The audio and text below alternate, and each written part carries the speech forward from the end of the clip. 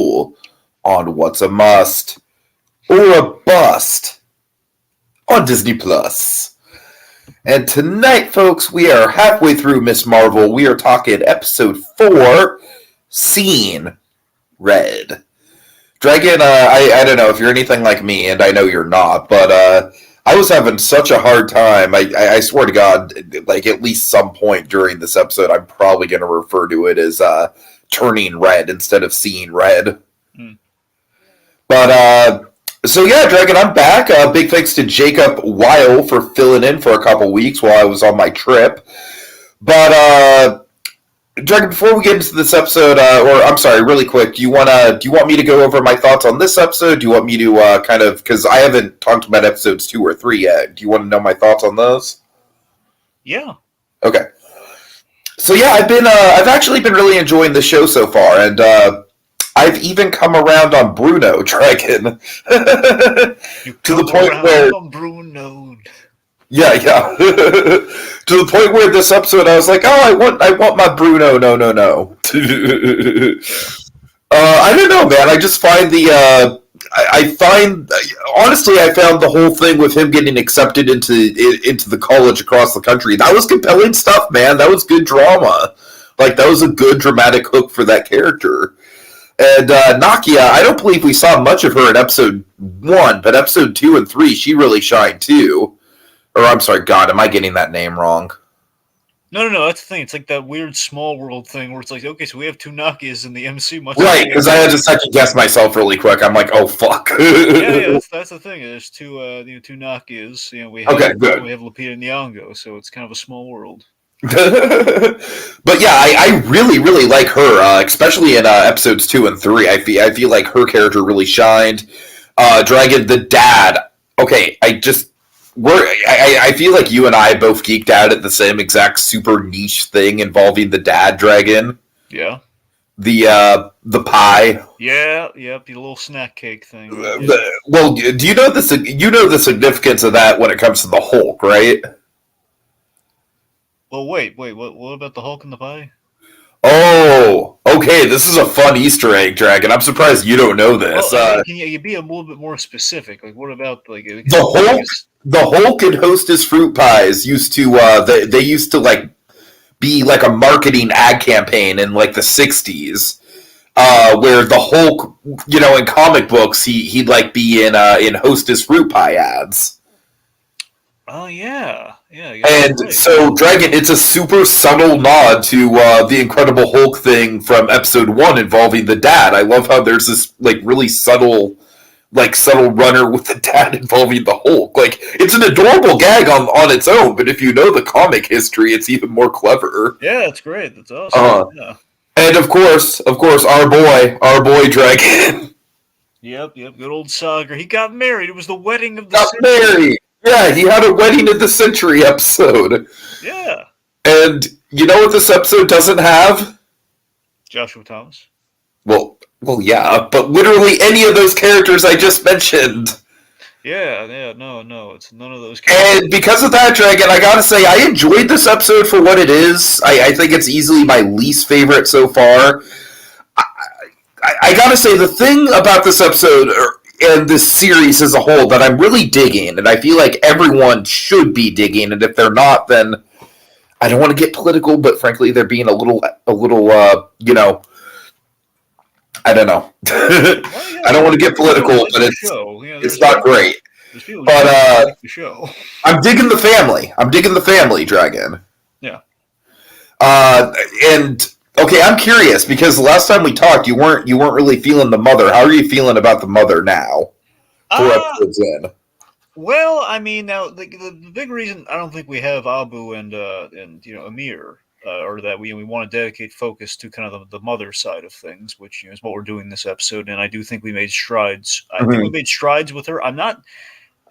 There's still something. I think I still missed it on the rewatch. There's still kind of we got a layer to her, but I still there's like kind of still like kind of a hidden thing that's still kind of bugging me. Where like we have that she was a bit of a rebel like Kamala, which that's interesting. That's what I want to kind of pull the thread on, find out a little bit more about that.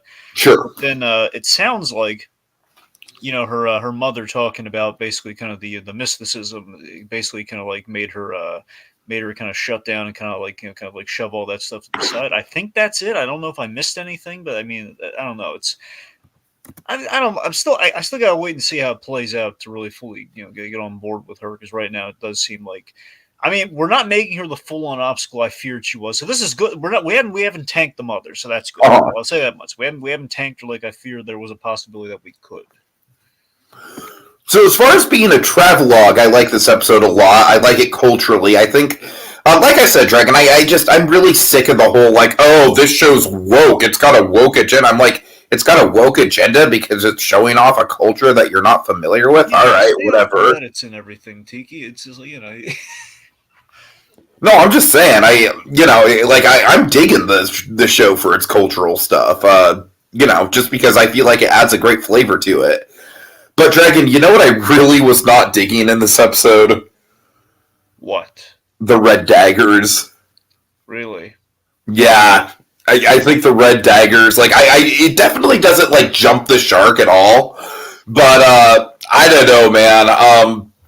First of all, for that guy to just be kind of like, here's the thing, Dragon. I've been on pins and needles about the dad getting killed off. Like I got to admit, when the dad was in the convenience store buying the pie, in the back of my mind, I was like, "Oh, Marvel better not pull an Uncle Ben on us right now." No, I was gonna be fine. Don't worry about him. I will be fine.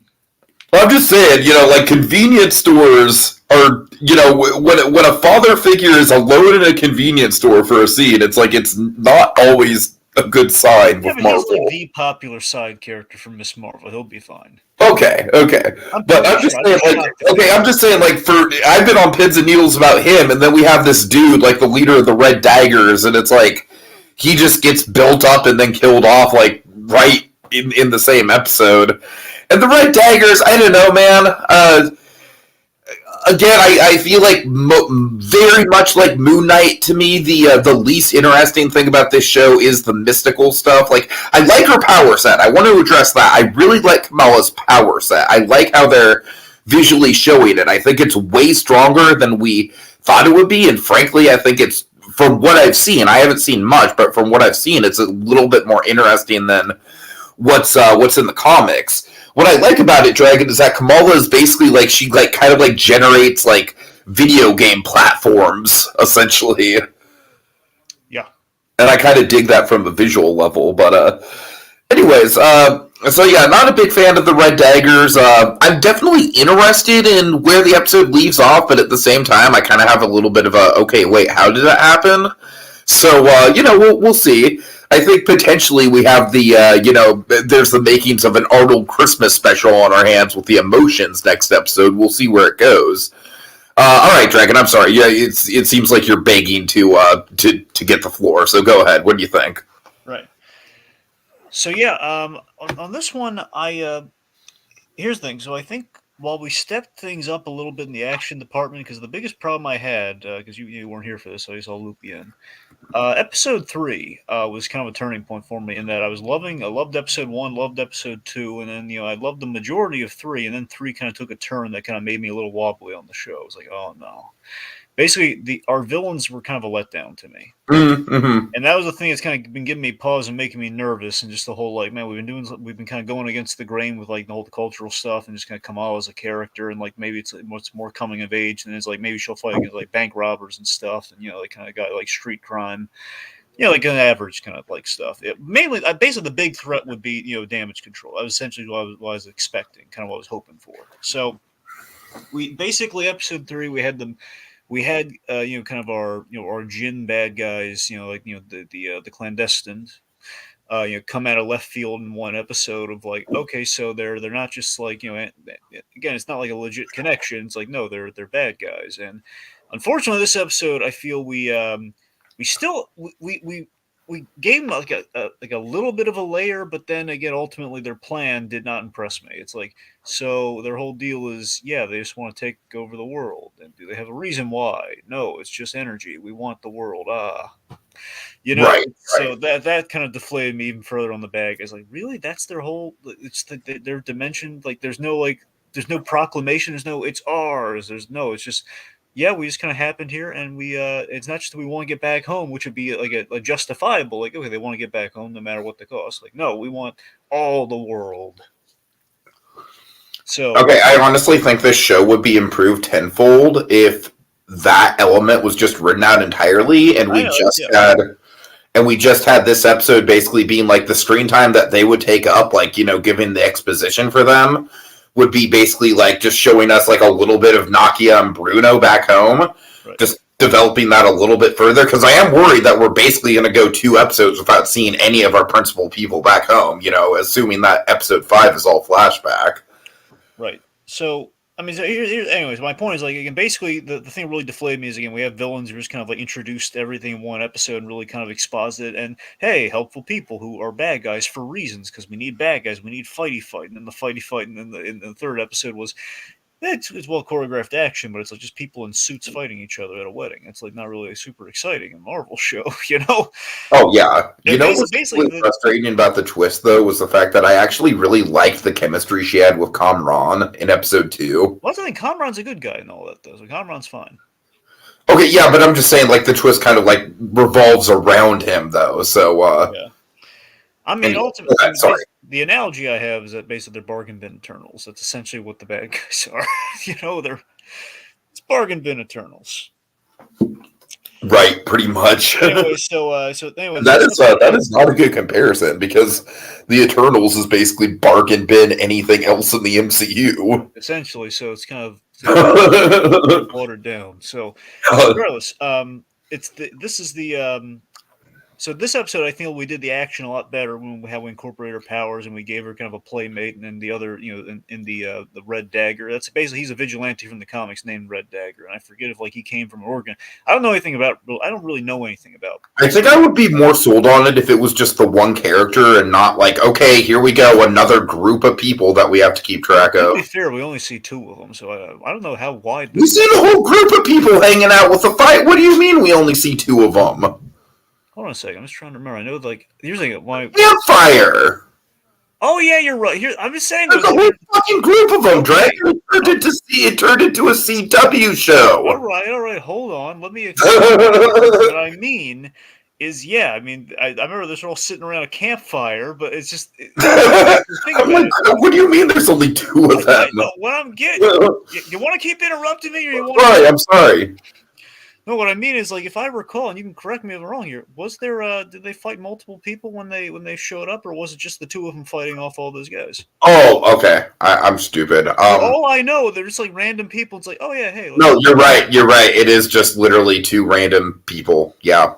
I mean, I don't. That's the thing. I don't know if it's just the campfire full of like strangers, and he brought her there. And there's like, I don't know if the rest of them are trained fighters. I'm saying it seems like this vast like net of like hand like or chased like individuals that would combat the hand. Essentially, the parables going on there. Like, I don't know.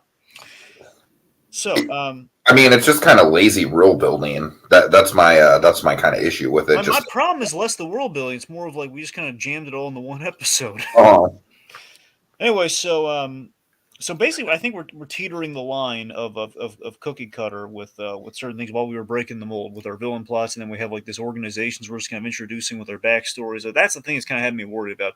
The mythos in Miss Marvel is really having me worried. Again, the mythos is kind of a somewhat of a deviation from the comic, which is simply okay. Inhumans gives her powers, and she's basically the strength of Miss Marvel that is represented in the show is the culture stuff, and which is basically her finding her identity. That's kind of the crux of why. I am like way more invested in that than I am any sort of the mysticism stuff we have going on. And that's the strongest stuff we have going on here. So anyway, that's where we're. That's kind of where we're at on that. So overall, in the episode for me is that again, great action, good. It's kind of fun seeing going to Karachi, but. Do you know how much of it was filmed in Pakistan? I mean, I'd like to think all of it. I'd like to think because I know we had that thing in Moon Knight where it was it technically wasn't Egypt, although it was still in it was like Morocco or something, right? Well, yeah, that's the thing. All I know is that they shot on location somewhere. I don't know where. So yeah. Anyway, so yes, we go to Pakistan essentially. We go to Karachi. And I got to admit, though, it's a little. Here's the thing: there are a number of things I can forgive with this, though. It's a little convenient that Because the biggest fear I had is like, oh god, how the heck is she gonna get? How the heck is she gonna get to Pakistan after that episode? Like, oh, she's in trouble with the folks, and now she's gonna go halfway across the world somewhere. It's like, no, Grandma's They're really going to take her there.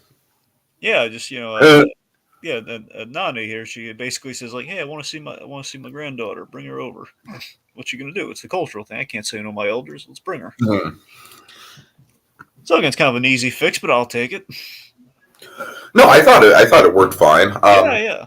And one thing I did like about this episode was kind of like just seeing the culture through the American point of view while she's still connected to it. Again, Dragon, the cultural stuff in the show is just rock solid. So this is the thing to really dig into, and again, this is the big appeal of Miss Marvel that we're representing well here. Again, it's kind of like the idea in the comic is she did go to Pakistan in like the origin stuff for her, like that she did go back home essentially to where folks came from and everything.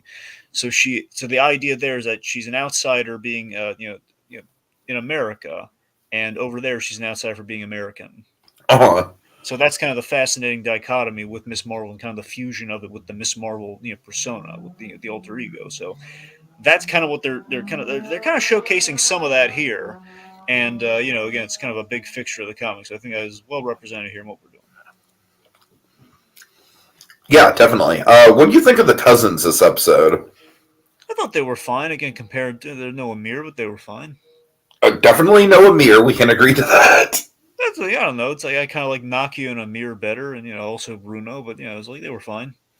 Okay, I'm just saying, Dragon. I am like they're fine. I feel like I like their personalities. I generally speaking, I like her interactions with everyone in her family. I don't think there's been a single family member who I haven't on some level just like that person is enjoyable on my screen. But Dragon, it's so weird because episode 1 I was like, no, I don't care for Bruno. He's a snot-nosed little brat. And now I'm like on the edge of my seat. Like by far the most compelling thing is like, is Bruno going to go to college or not? I told you were too hard on that kid. I was. Why you always got to be hard on the teens, man?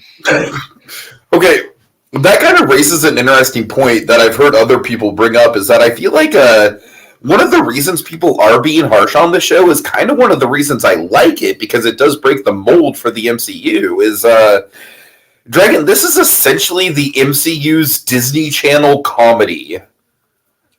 I mean, again, like Disney Channel sitcom, if you will. In a better executed manner, sure. Yeah. I feel like this really is like the first MCU thing that's like squarely aimed at a teen audience. Would you agree with that? Yeah, probably. Yeah, there's a lot of teen stuff in here for sure. I thought probably this and Spider-Man probably the go-tos. Yeah. But Spider-Man's, of course, a legacy character that's always going to have like that, that generational appeal. Whereas this is Miss Marvel through and through is very much a kind of like the generation after my generation. Well, it's a very modern concept. Miss Marvel's not been around for a long time. She's exactly.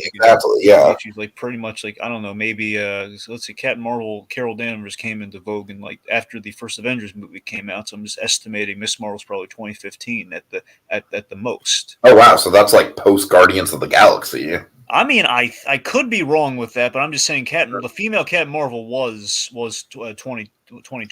Mm-hmm. So there's only like a rough estimation of when Miss Marvel could have possibly been introduced after her. Is that why Marvel was so dead set on making her like the new big Avenger? Is because it's like, okay, like as the Avengers movie's coming out, this is the big Avenger we're putting in conjunction with that. Well, that's why they were eager to get her in there, period. I don't know about grand designs for like I don't know about grand designs to make her like kind of like in like the like phases from now, like the role that they would put her. I don't know about that. All I know is like Captain Marvel had skyrocketed in popularity in the comics, and there was definitely a desire to we got to put her in the movies, and they tried as early as Ultron to do it, and that kind of fell through.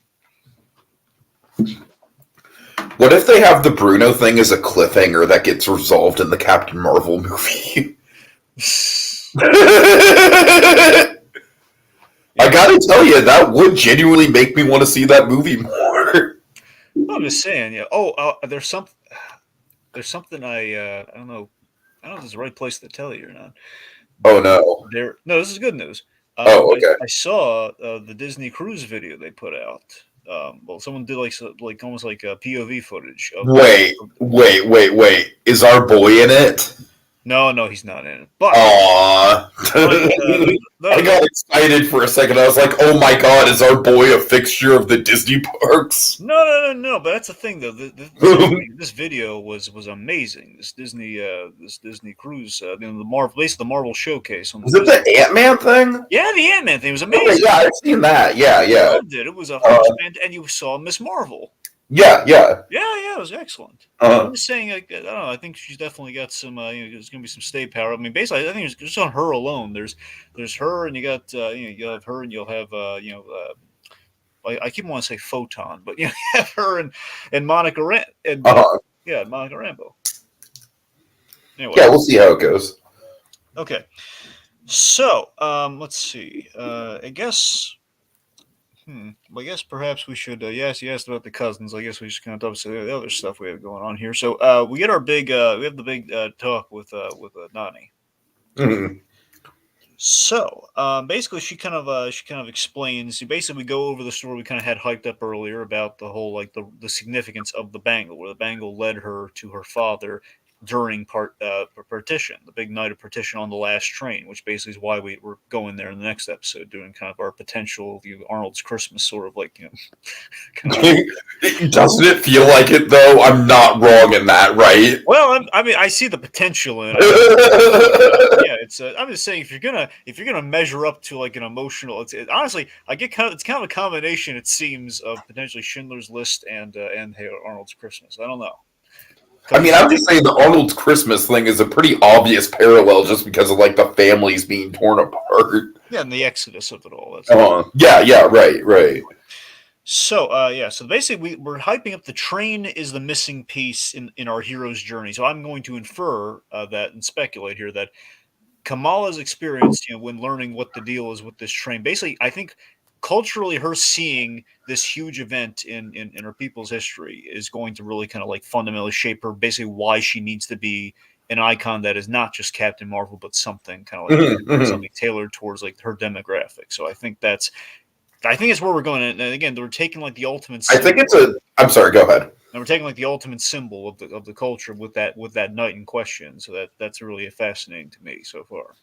I think it's a super smart move on the writer's end to to have that like big like benchmark historical event. It almost kind of reminds me of how the Watchmen series did the historical event.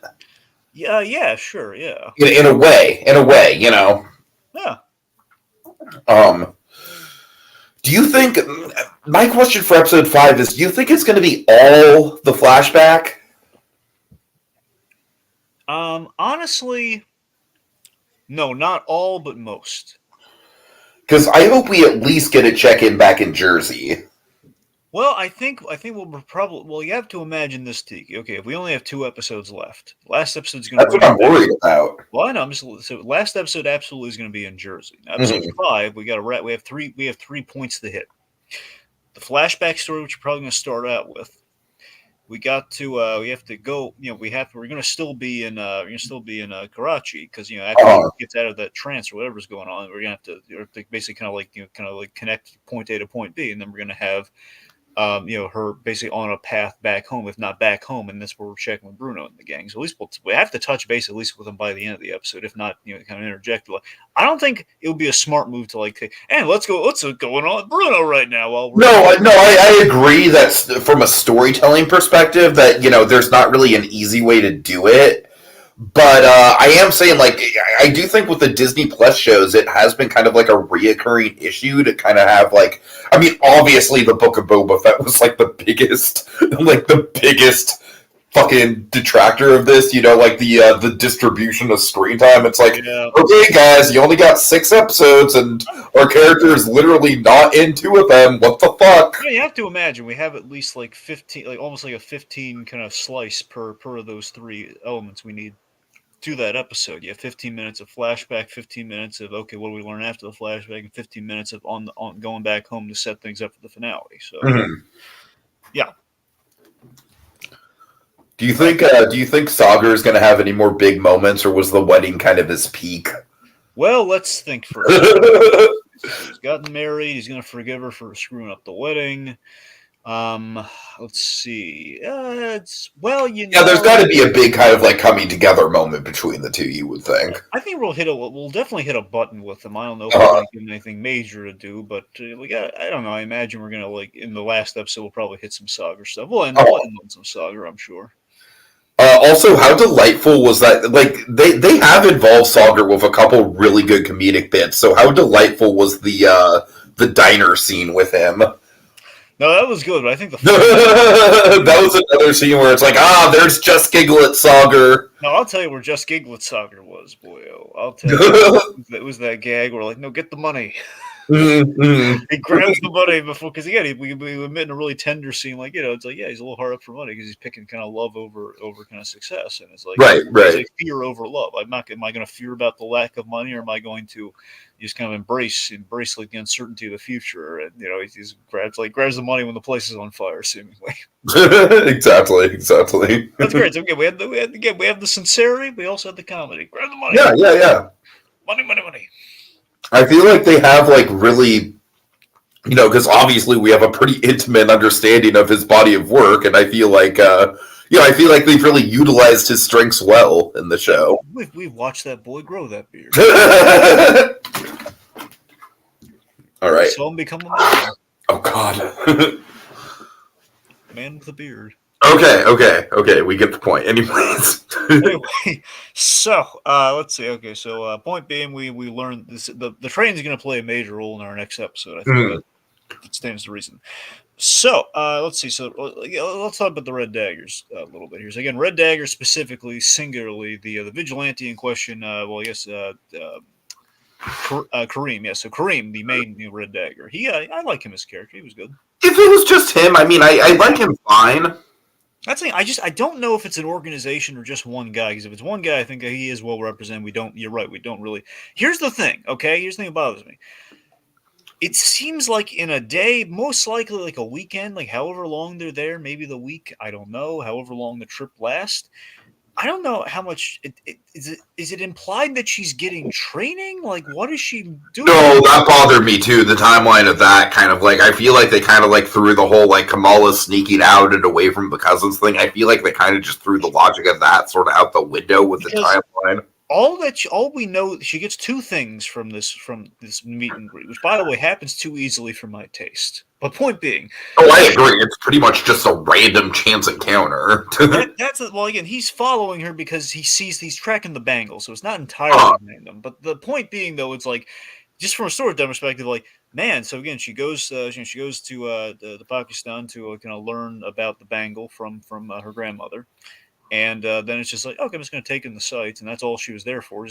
Honestly, it could have been just done in a phone call if you really think about it. Exactly. Yeah. So that kind of bothers me that she didn't like directly send her to these guys. I kind of wish we had that. Yeah. That's literally the only piece we needed. Like, oh, go to these guys or go to this location. Right. Exactly. Or just say, hey, go. Or if you want to be a little mystical, that go to this location, the answers will be revealed. Like, oh, there you go. We didn't do that. So she's like, hey, hang out with the cousins, buy some funky sunglasses. So let's see. The point being, she gets her outfit, which is going to be big, and again, I like there's symbolic nature to the outfit, which is it's the idea of the Miss Marvel suit is like the idea. Yeah, I like how it's had a progression. Yeah, but I like it's not just the progression. I love that there's like a cultural like significance to like every thread. Oh, definitely, sure. So, like literally the outfit itself, like on the base level, before we add like the extra fixtures and everything to it, is like there's something significant. Again, it's symbolic, so it's really nice. Mm-hmm. So we give her that. So she gets that from these guys, and she gets the basically the guy telling her how to. Basically giving her some advice on how to wield her constructs. That's as much as we really get from her in terms of training, but it really seems like one bit of like, well, basically just kind of channel into the constructs, and that's really all he says. Yeah, it feels pretty rushed, honestly. That's what I'm saying. Like, I don't know how much time passes, and we don't really see her doing a lot of stuff with the constructs after that initial like, I'm going to say something, we're going to demonstrate it for the kids watching. Exactly, yeah. So anyway, let's see. So and also again, that dude is like honestly, if we had a tier list of like Uncle Ben's in the in Marvel, he'd be like square at the bottom. Well, he's more teacher than Uncle Ben, but Well, I'm just saying, I define an Uncle Ben as like a mentor type figure who gets killed off for the sake of the that's the thing. If you count the ancient one as Uncle Ben, then yes. Uh-huh. All right, so let's see. So we have, Waleed. He's the guy that teaches her. Brief mentor, too brief to care about, in my opinion. I really just, when he died, I just could not care less, Yeah, Dragon. I was just like, okay, like, great. I just kind of had the We literally had 2 scenes with him. I just kind of had the Seinfeld reaction. Oh, that's a shame. It's just it's a shame. Poor Wahid. Let's get some food. All right. Also, there's kind of a cute meta joke in this episode, where he basically says, "Are you American?" Or he kind of basically assumes that she's American. I could be Canadian. She is Canadian. Right, yeah. Yeah, it's cute. All right, so again, we got the action too looked a lot better during like the marketplace chase and everything, and her fighting this guy, as you said, with the platforming thing that she's doing, which is kind of a very youthful approach. That's the thing. Compared to, I like that it's not just like a ripoff of Green Lantern. There's like kind of like it's almost like a what do you call it? Like a coder, I guess. Just what do you call it, a coder, right? The people in the video games that build the stuff. Yeah. Like I said, it's like she's basically just like like it's like platforms. Yeah, that's the thing. So it's very rudimentary and fun. It's very kind of youth oriented. Like, I'm going to build something using kind of like the basics, and it's kind of Essentially like if Minecraft were superpower. Yeah, like Minecraft or like an indie game designer of some sort. Like, I'm going to do this and this. I'm going to punch people with my long arms. I could honestly see the power set being an indie video game. I really could. That's the thing. And she's using, and again, I like how she's kind of influenced by the Avengers in her fighting style. Think about it. She does kind of build like kind of a makeshift. It's not an actual shield, but it's kind of like when people are like attacking her and like throwing knives at her, she's going to cause a little bit of a shield. It's a little indicative of Captain America. She's punching people that are like the Hulk. Right. Gets in there. So, and anyway, let's see. So, Red Dagger and living up to his namesake, he's chucking daggers at her and everything. And let's see. So, and again, we have a good chase sequence where we pay off the whole driving lessons thing, where she's like driving the truck during that sequence, which is a lot of fun. Mm-hmm. It's well staged overall. Yeah, it is. Now, let me tell you the one good layer we did give our bad guys. Then we kind of like. It's a fleeting moment, but let's just talk about it. Again, all the intrigue I really have and what I wanted the villains to be was like, hey, damage control looking a little shady, and we're paralleling the kind of the Islamophobia. Where we have they're in like kind of the prison sector, like the supermax section of damage control, and we have some guards getting a little abusive. Again, paralleling some real life events a little bit. There's like zap, zap, zap. Sure. And it causes like again, our guys the bad guys band together to save Kamran, who really basically turned against them. So they should be ticked off at him, but there's like a sense of brotherhood and honor. Like, hey, that's my son. Don't kill my son. And they kind of use that to escape, and they're all helping him out, but mother holds a grudge, and like, no, leave him. He made his choice. I love that they were apologetic, like they didn't hold the fight against him. Like, it was a regular Logan Roy dragon. Yeah, sure. That was kind of again, that to me was good character development on those guys, but then we just kind of end their back. But you're right, it is very fleeting. That's what I'm saying. There, you had some layers, and again, like they did care about that kid, even though he did kind of go against it. But then it's like, okay, so what's their plan? Like, we had like the really awesome kind of like a Kevin Walktell mystical version of a model of the Nord dimension and our dimension. It's like, okay, so basically, they just want to take it over all. Take all of it over. Is there a reason why? Are they just greedy? Do we say any of this? No. It's just It's literally not even money. Yeah, it's not. No, it's not money. It's nothing. It's not even the whole. It's not even really framed like an accidental thing. Like they want to go home, but if they go home, they're gonna wipe out. Basically we break down the barrier. It's all gonna come flooding. Like we don't even say that. It's like no, they want to do this for the moral ambiguity of the Eternals. Am I right? Yeah. Jesus. Yeah, just like basically the Watcher, but less interesting. Yeah, exactly. At least when the Watcher did it, he was like Jeffrey Wright, and he was actually, he invested in these stories, even though he wasn't supposed to do anything. That's the guy actually stuck to his guns versus like, I'm not going to do anything, but I'm going to actually secretly shape humanity. Right. Like Pickle Lane. Anyway. Oh God. Yeah, looking at you. Anyway. I know you're watching. Yeah. Your name, goddammit. No, but the Watcher's cool, man. He can pull up an armchair anytime he likes. Just the others guys. Those other guys are trying to have their Oh, cake right, too. sorry. All the debating over it, like, should we get involved? Exactly. All right, let's see. So, anyway, okay, big moment in the action. We stab the bangle. Not the bangle. We stab the bangle. Which leads to the vision and kind of our flashback to apparition. How emotionally effective was that moment? By the way, the acting on her when she was like transported in front of that tray is really well shot. Oh, it is. It is. Like I said, just the lighting on it, the sepia tones. There's a reason. Like it's not just the circumstance. It visually kind of looks like the Arnold flashback. Well, yeah. So let's see.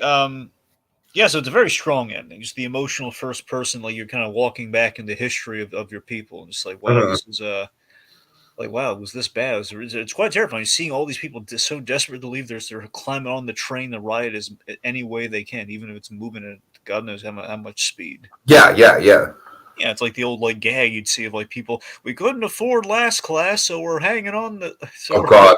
hanging on the plane. You know, like that Flintstones gag.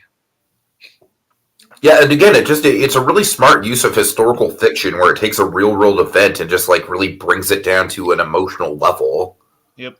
Oh, I had a theory, by the way, before we get out of here. Okay. So I speculate with the bangle when we stab it and everything, what we're doing with the bangle. I'm thinking cosmic event brought the bangle there, and basically like that's why like this dimensional that's why this dimensional event happened. And I'm thinking like the whole reason it happened was like was this bangle, and it made that's going to be our Captain Marvel connect, that she's going to know what the deal was, like what like this artifact does in regards to like blending the dimensions and everything and channeling the powers and stuff. I can see that. Yeah. That's what I'm hoping for, at least. But we'll I guess we'll see. All right. Yeah. So that brings us to the end of the episode. I will say, one fear I should confess to you. Okay, biggest fear I have, just given our structure right now, very similar, like kind of like really similar to Moon Knight. Oh God. Think about it. End of episode 4 of Moon Knight was we had our big status quo shift, and we kind of. Oh, you're right. Yeah. And then we had our big flashbacky episode that was really good. Again, the running tradition, penultimate episodes are amazing with our MCU shows. And then, well, I'm worried. Yeah, we'll see. I'm just saying, especially if it's going to be like a bad guy fight with some really lame bad guys, that could. Right. I want it to be her. Well, I'm hoping that the finale is more in lines of like wrapping up the plot points that we actually care about in New Jersey. Damage control. That's what I want it to be. I want it to be her like taking a stand against damage control and calling them out. Perhaps I want it to be like the Falcon, like the good part. You know what? I'm sorry. Yeah. I want it to be like the good part of the Falcon Winter Soldier finale. I want it to be you need to do better.